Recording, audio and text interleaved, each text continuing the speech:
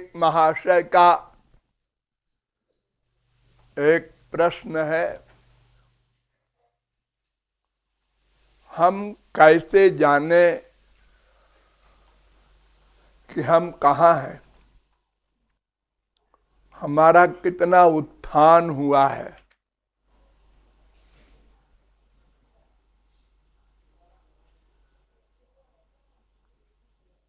या पतन हुआ है। अपने आप कैसे जाने? ये सही है, अपने आप कोई नहीं जान सकता। इसलिए कि जिस मन में ऊंचाई नीचाई होती है, उत्थान पतन होता है, वो मन अपने खिलाफ जजमेंट नहीं दे सकता। अर्थात हमारा मन गड़बड़ है और उसी मन से हम पूछ रहे हैं क्यों गड़बड़ है, वो कहेगा बिल्कुल नहीं, हम तो बिल्कुल ठीक है।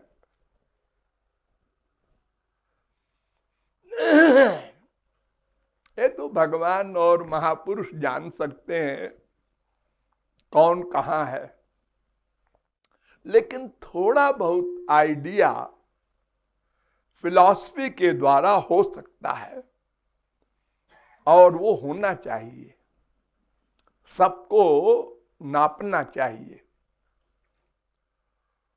वो क्या है नपना? यावत पापैस्तु मलिनम हृदयम तावदेव ही। ब्रह्म वैवर्त पुराण में कहा गया कि जिसका हृदय जितना पाप युक्त होता है वो उतना ही गंदी बातें सोचता है, सुनता है और बोलता है। संसारी बातें, निंदनीय बातें, पाप की बातें सुनना, सोचना, बोलना, ये पहचान है कि हमारा मन कितना गंदा है।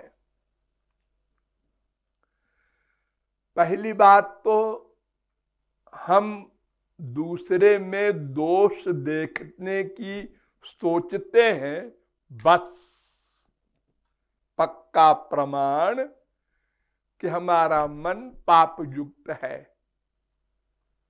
वरना अनंत पाप युक्त हमारा मन है, हम उसको न सोचे, दूसरे को क्यों सोचे?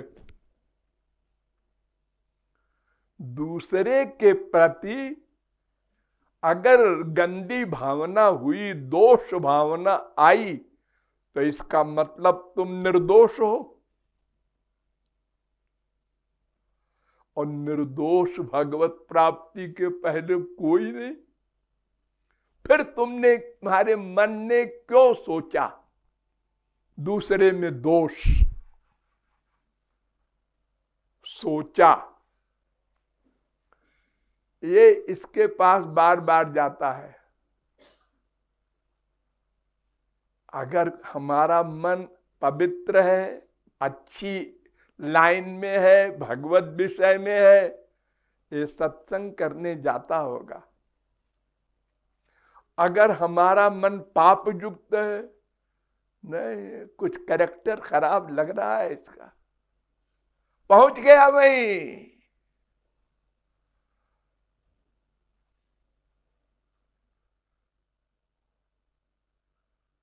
हो सकता है इसी गड़बड़ में नामापराध भी कर बैठे, और अपना क्या फायदा हुआ और नुकसान हो गया। गंदी बात सोचा, और सोचा तो सोचा, उसके बाद सुनो, वो उसके पास पहुंच जाता है और पाप हो गया। अब उसने उससे कहा, सुनो जी, उसके पास वो 24 घंटे रहता है, और आगे बढ़ा दिया, तमाम का नुकसान कर डाला उस एक मूर्ख ने। अपना ही नहीं किया, औरों से कह के और पाप कर डाला। यानी उसका मन बहुत पाप युक्त है, बहुत गंदा है। जो इस चर्चा में इंटरेस्ट ले रहा है, उसको बताना चाहिए वो बड़ा बदमाश है। अरे वो बदमाश है, ये सोचा, यही गलत किया, अब और दूसरे को बता करके उसको भी खराब कर रहा है तू, राक्षस। वो बेचारा अच्छा खासा बैठा है, भगवान का चिंतन कर रहा है, अब उसे कहते हैं सुनो सुनो वो ऐसा है। ये सब क्रियाएं हमारे मन में, व्यवहार में जो आती है, उससे हमको रीड करना चाहिए कि हमारा मन बहुत पाप युक्त है। हमने कुछ साधना नहीं की, अपने को अधम पतित गुनहगार दीन मानने की फिलॉसफी दिन रात सुनाई जाती है, ठीक उल्टा हम कर रहे हैं उसका।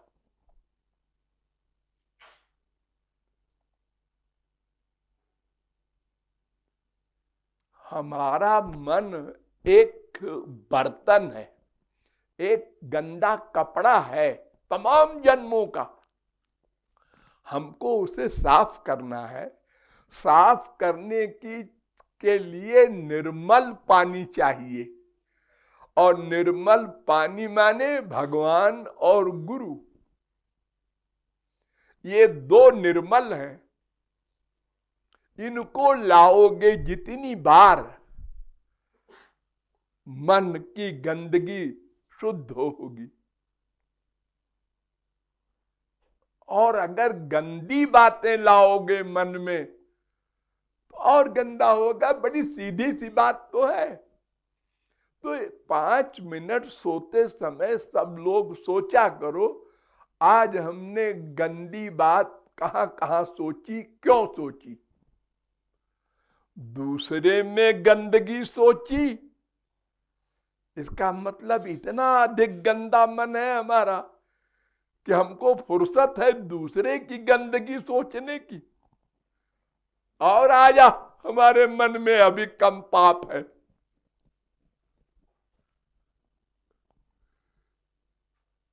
और कीर्तन भी कर रहे हैं, गुरु जी की पूजा भी कर रहे हैं, और ये भी किए जा रहे हैं चोरी चोरी। यानी 2 पैसा कमाया, 2 रुपया खर्चा किया, और हम सत्संग किए हैं। घर छोड़ के बैठे हुए लोग ऐसी पाप करते हैं, जिनका जीवन, हम तो त्यागी हैं, सन्यासी हैं, भगवत विषय में ही रहते हैं, लेकिन हमारा मन गंदगी में रहता है।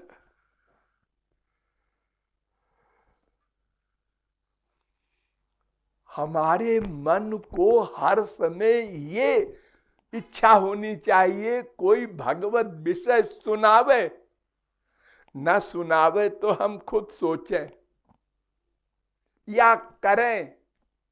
उसके खिलाफ कोई बात करे तो सुनना नहीं, सुना बस इसका प्रमाण ये कि हमारा मन बहुत पाप युक्त है। क्यों सुना? सुना क्यों? सुनने में अच्छा लगा, हाँ अच्छा लगा, और पक्का प्रमाण, वो लड़का ऐसी है, वो लड़की ऐसी है, वो उसका कैरेक्टर खराब है, वो बड़ा बदमाश है। हे अरे माया का जगत है, यहां तो सब खराब है ही है, लेकिन तुमको तो मन की खराबी को साफ करना है, और लाना नहीं है बाहर से, जो अंदर है उसको निकालना है। तुम तो उल्टी दवा कर रहे हो, गंदगी का चिंतन कर रहे हो। तो अगर हमारा मन बार बार ये चाहे, आज भगवान की चर्चा नहीं सुना, नहीं सोचा, अरे चलो किताब ही पढ़े, उससे चिंतन होगा। नहीं, कम से कम बचे तो। एक व्यक्ति अगर हमको गंदी चीज देता है तो संसार में हम उसको लेते हैं क्या? खाने के लिए कोई हमको गोबर का लड्डू दे तो हम क्या कहेंगे? बदतमीज।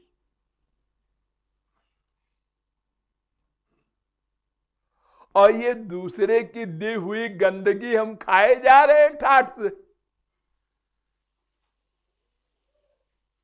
और सत्संगी घर छोड़ के बैठे हैं, मरने के बाद क्या कहोगे भगवान से?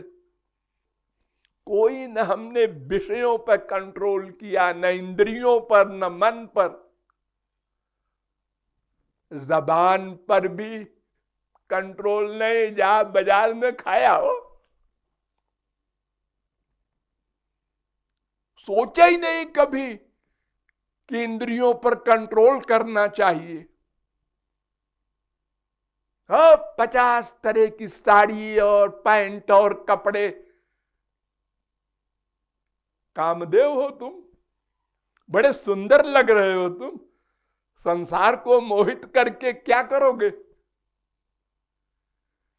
अरे तुमको लोग बेवकूफ मानते हैं ऐसा करने से। वो चोरी चोरी लोग कहते हैं, देखे तो क्या श्रृंगार कर रहा है, सवेरे उठ के हो देखो तो कंघा लेके सबसे पहले ब्याह करना है बुढ़ापे में। नहीं तो फिर क्यों ऐसा, क्यों इंद्रियों को, मन को खराब करते हो?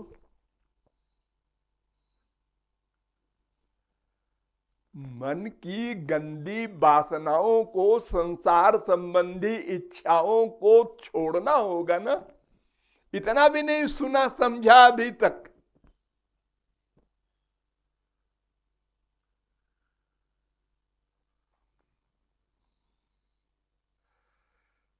साड़ी की एक छोर, 70 वर्ष की बुढ़िया, वो छोर ऐसे फैलाए रहती है, लटकता रहे। क्या होगा इससे? अप्सरा दिखाई पड़ेंगे हम। अरे खोस लो ना उसको, गांव की गंवार है, क्या खोस ले? क्या विचित्र बात है। और फिर कहते हैं कि हम कहां हैं बताओ। अरे अपने आप सोच लो ना, कहां हो?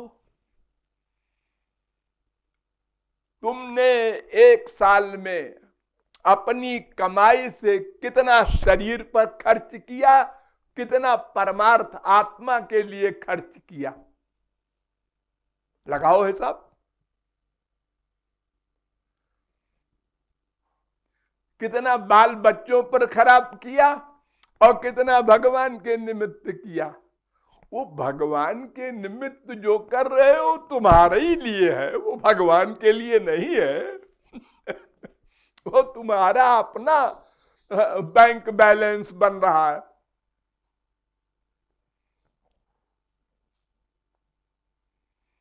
तो इन सब बातों को सोचना चाहिए गंभीरता पूर्वक, और अपनी कमी, अपनी गड़बड़ी को मिटाना चाहिए।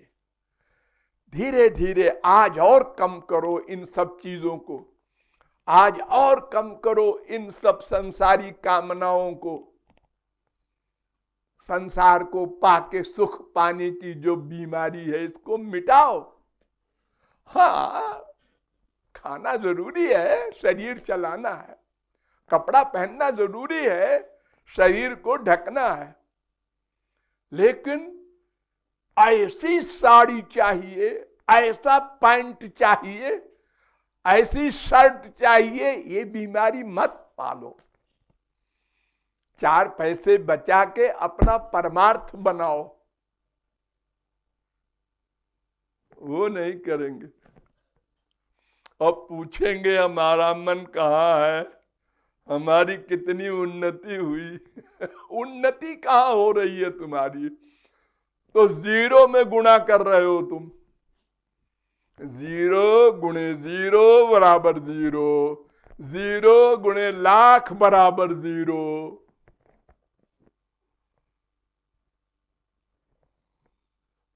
एक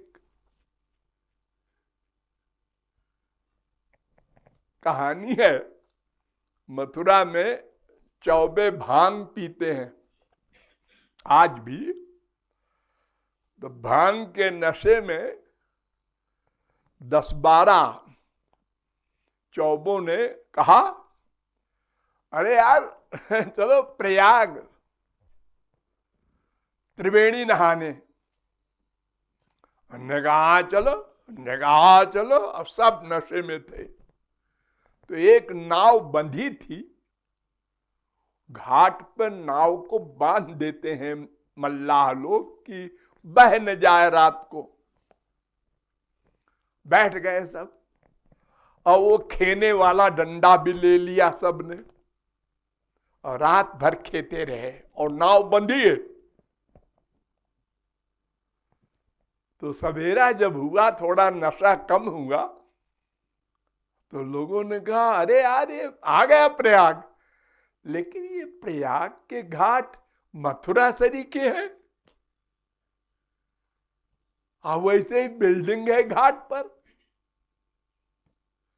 तो एक जरा बहुत होश में आ गया था, तो उसने कहा, अरे यार ये तो वही मथुरा ही है। अभी ये सारी रात खेया हम लोगों ने, और ये सोचा ही नहीं कि नाव बंधी है। ठीक यही हाल है हम लोगों का। मन पर कंट्रोल नहीं करते, मन को भगवान और गुरु में नहीं लगाते, संसार की विषयों के भोगने में मन को हटाते नहीं, दूसरे में दोष देखने की बुद्धि को मिटाते नहीं, और सत्संग करते जा रहे हैं। नाम लिखाए, हरे राम राम राम हरे हरे हो रहा है। कीर्तन में बैठे हुए भी उसको देख रहे हैं, उसको देख रहे हैं। वो रो रहा है, वो रो रहा है, तो तुम क्यों नहीं रोए? हम तो खास है। क्या खास हो? अरे तुमको फील करना चाहिए, एक साधक रो रहा है और तुम्हारे आंसू नहीं आ रहे। तुम ऐसी पर्सनैलिटी हो भगवान से भी आगे। कोई फीलिंग नहीं, कोई परवाह नहीं है मरने के बाद क्या होगा। जी अजी हम कोई बेवकूफ नहीं है, बड़े समझदार है। हाँ? अरे जब मन ही शुद्ध नहीं हो रहा है तो और साधना का परिणाम क्या है? अंतःकरण की शुद्धि। हर साधना का यही तो फल है। कितना भगवान में मन लगा, कितना भगवान सुंदर लगे, कितनी उनके पाने की ललक पैदा हुई, हरि गुरु में कितना अनुराग हुआ, ये देखो। और संसार से कितना विराग हुआ। यही 2 पहचान तो है अपने उत्थान पतन का। अरे भाई पैसा अधिक आया, गरीबी गई, अमीरी आई, यही तो पहचान है। तो अमीरी क्या है? मन भगवान की ओर लगे, शुद्ध हो, अपने में दोष देखने की प्रवृत्ति पैदा हो। मैं कितना अधम हूं, आज मैंने गंदा गंदा चिंतन किया, भगवान का नहीं किया। ये फीलिंग हो, फीलिंग नहीं होती। ऐसे टाइम बीता जा रहा है, 30 साल के हो गए, 50 साल के हो गए, बीता जा रहा है, आगे नहीं बढ़ रहे हैं। एक दिन फट यमराज का ऑर्डर हो जाएगा, चलो, ये मानव देह गया, सब अहंकार चूर हो गया, चलो नरक में। खूब मनमाना किया था, न शास्त्र की बात माना, न गुरु की बात माना, अपने मन से चले, अब परिणाम भोगो। तो अपने आप को रीड करो, अपने दोषों को मिटाओ, उस पर कंट्रोल करो। सब में भगवान बैठे हैं, गंदगी का चिंतन न करो, अच्छा अच्छा चिंतन करके मन को शुद्ध करो। माना कि संसार माया का है, माना कि सब गलत है, 100% जो भगवत प्राप्ति नहीं किए हैं वो सब दोषी हैं, अपराधी हैं, अनंत पाप सबके साथ लगा है। संचित कर्म कहते हैं उसको, अनंत अनंत पाप हम लोगों के सब जमा है। 10-20 हजार मर्डर नहीं किया है हमने, अनंत किया है, अनंत जन्मों में। लेकिन हमको तो अपना मन शुद्ध करना है, ये सब देखना है क्या वो कैसा है। अरे एक फिलॉसफी जान लो, सब हमारे सरीके हैं, बात खत्म। अब जब सब नकटे हैं तो एक नकटा दूसरे में नकटे की भावना क्यों लाता है। अरे अपनी नाक देख लो ना, कौन सा दोष नहीं है तुम्हारे अंदर। जब माया हावी है तो सब दोष है। एक वाक्य सहन नहीं होता है,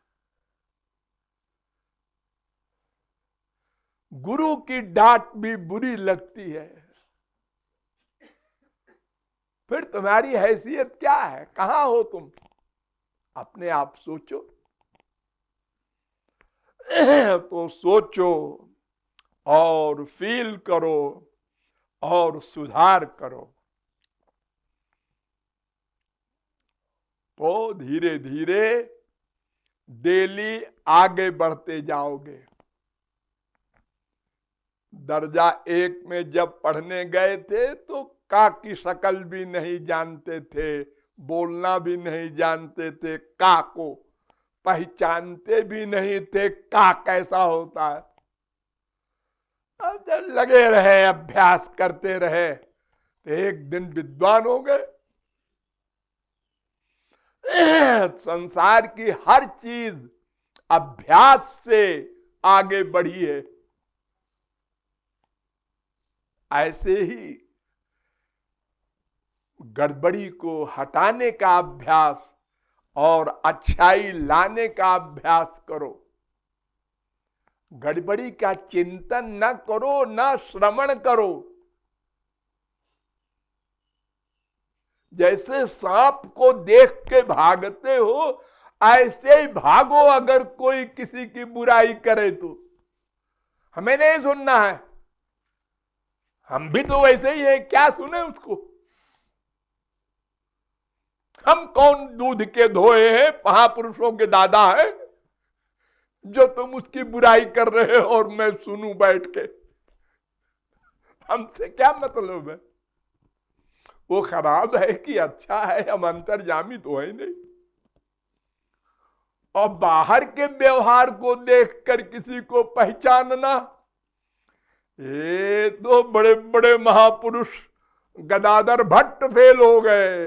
इतने बड़े विद्वान गौरांग महाप्रभु पुंडरीक विद्यानिधि के यहां गए, देखा इनका सोने का पलंग और ऐसा ऐश्वर्य और सब लड़कियां सेवा करने वाली, और गौरांग महाप्रभु इनके यहां खुद गए और चिपटा के रोए। गदाधर भट्ट ने कहा ये सब क्या है, ये सब गड़बड़ है, महाप्रभु जी भी गड़बड़ है। उसका दिमाग खराब हो गया बेचारे का, सब उल्टा पलटा देख के। तो जब लौट के आए महाप्रभु जी तो गदाधर भट्ट को बुलाया, उनने कहा कि भाई क्या हाल है तुम्हारा? तो कहा महाराज सिर फटा जा रहा है। अरे काहे को फटा जा रहा है, क्या बात है? महाराज आप इनके यहां गए, वो तो राजाओं से बड़ा उनका ऐश्वर्य है, कोई वैराग्य नहीं, कोई त्याग नहीं। गदाधर भट्ट से महाप्रभु जी ने कहा ये त्याग वैराग्य कहां होता है? तुझको अभी तक ये भी नहीं मालूम है कि त्याग वैराग्य मन में होता है कि तन में होता है? इसके मन को तूने देखा है? अंतर्यामी है तू? पढ़ इतिहास सतयुग से, प्रियव्रत मनुव्रत से, मनु महाराज से लेकर प्रियव्रत, अग्निध्र भी, भरत, ऋषभ और ध्रुव, प्रहलाद, जितने बड़े बड़े महापुरुषों के दादा, सब ने करोड़ों वर्ष राज्य किया है सारी दुनिया की। सब गृहस्थी थे, बाल बच्चे थे, और तूने जरा सा ऐश्वर्य देख के दिमाग खराब कर लिया। अगर तू प्रहलाद को देखता कि सारी पृथ्वी पर राज्य किया 30 करोड़ वर्ष, तो कहता इनको वैराग्य नहीं हो रहा है, कैसे राजा है? वो भगवत प्राप्ति कर चुके हैं छोटी आयु में ही। नृसिंह भगवान अवतार लिए उनके लिए। गदाधर भट्ट को निकाल दिया सत्संग से और कहा जाओ पुंडरीक विद्यानिधि को गुरु मानकर क्षमा मांगो, अगर वो क्षमा कर देंगे तो सत्संग में आना। तुमने कुछ फिलॉसफी नहीं समझा अभी तक। बाहर देखते हो तो जो बाहर का त्यागी हो और मन में संसार रखे रहे उसको तुम महापुरुष कहोगे। तो बड़े बड़े डकैत साधु का वेश बना के हमारे संसार में घूमते हैं, डकैत मर्डर करके कि हमको पकड़े न पुलिस, तो वो सब महापुरुष है। तो हमको अपना देखना चाहिए, अपना। देखो छोटे बच्चे हाई स्कूल इंटर की परीक्षा देते हैं, सड़क के किनारे स्कूल है, वो उसके कुर्सी पर बैठा 3 घंटे का समय उसको पेपर करना है। सैकड़ों गाड़ियां जा रही हैं, आदमी जा रहे हैं, स्त्रियां जा रही हैं, कुछ नहीं देखता।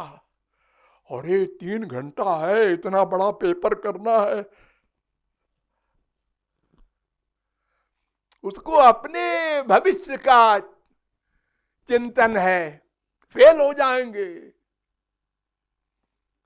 तो ऐसे ही हमको तो यह भी पक्का नहीं है कि 3 घंटे जीवित रहेंगे, इस मानव देह का तो यह भी भरोसा नहीं है। और अगर भरोसा हो भी किसी को, लिखा पढ़ी हो गई है, तो भी उसी बालक की तरह हमको अपनी उन्नति का, भगवत प्राप्ति का लक्ष्य प्राप्त करने के लिए प्रयत्न करना चाहिए।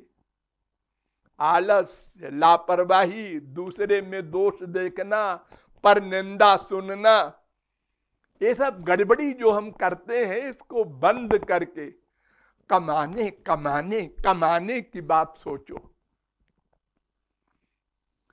कथावाचक लोग कहते हैं, एक सेठ जी रात को हिसाब कर रहे थे दिन भर की कमाई का, तो वो हिसाब बैठ नहीं रहा था, उसमें देर हो गई, तो बार बार खाना खाने के लिए नौकरानी जाए कि सेठानी जी बैठी हैं खाने के लिए, चलो सेठ जी खाना खा लो।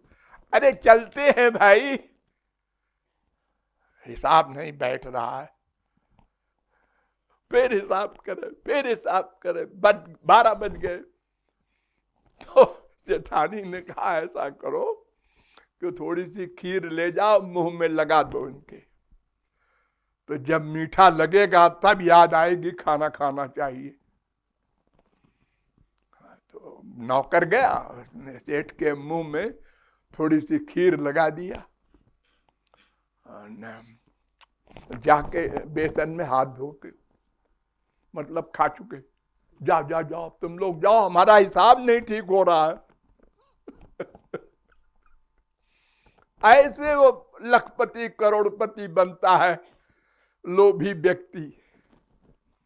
ऐसे ही हमको भगवत विषय कमाने के लिए क्षण क्षण हरि गुरु का चिंतन, उनके लिए तन मन धन से सेवा करने की प्लानिंग, प्रैक्टिस, ये कमाई है।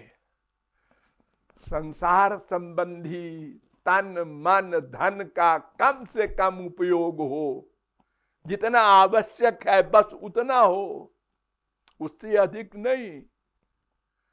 जितने में काम चल जाए। वेदव्यास ने कहा, यावत भ्रियेत जठरम तावत स्वत्वम हृदयहीनाम। जितने में तुम्हारा पेट भर जाए, 2 रोटी 4 रोटी से, बस तुम उतने के हकदार हो हमारी सृष्टि से। भगवान कह रहे हैं, इससे अधिक तुमने अगर इकट्ठा किया, कब्जा किया, तो मरो तो फिर हम बताएंगे क्या होगा तुम्हारा। सस्तेनो दंड मरहति, उसको दंड मिलेगा मरने के बाद, और सामान तो यही रहेगा। उसने कमा करके बेटे को दे दिया 50 करोड़, अब बेटा आवारा होगा और बाप को भी नरक मिलेगा। तुमने परमार्थ कितना किया, अपने शरीर पर कितना खर्च किया, बाल बच्चों में कितना किया, और परमार्थ में कितना किया, हिसाब बताओ। इसलिए सावधान हो करके कमाई पर ध्यान दो, गमाना न पड़े, बचे रहो, कम से कम खर्चा करो, तब लखपति करोड़पति बनोगे।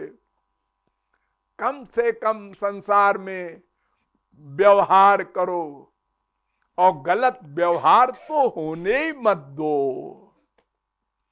अहंकार बढ़ेगा, दीनता छिन जाएगी, भक्ति समाप्त हो जाएगी, मन गंदा हो जाएगा। क्या करेगा गुरु? भगवान अंदर बैठे हैं, क्या कर रहे हो? जब हम ही नहीं संभलेंगे तो कोई क्या करेगा? बस अब आप लोगों को समझ लेना चाहिए हमारा उत्थान पतन कहाँ है, और आगे के लिए भी सावधान रहना चाहिए।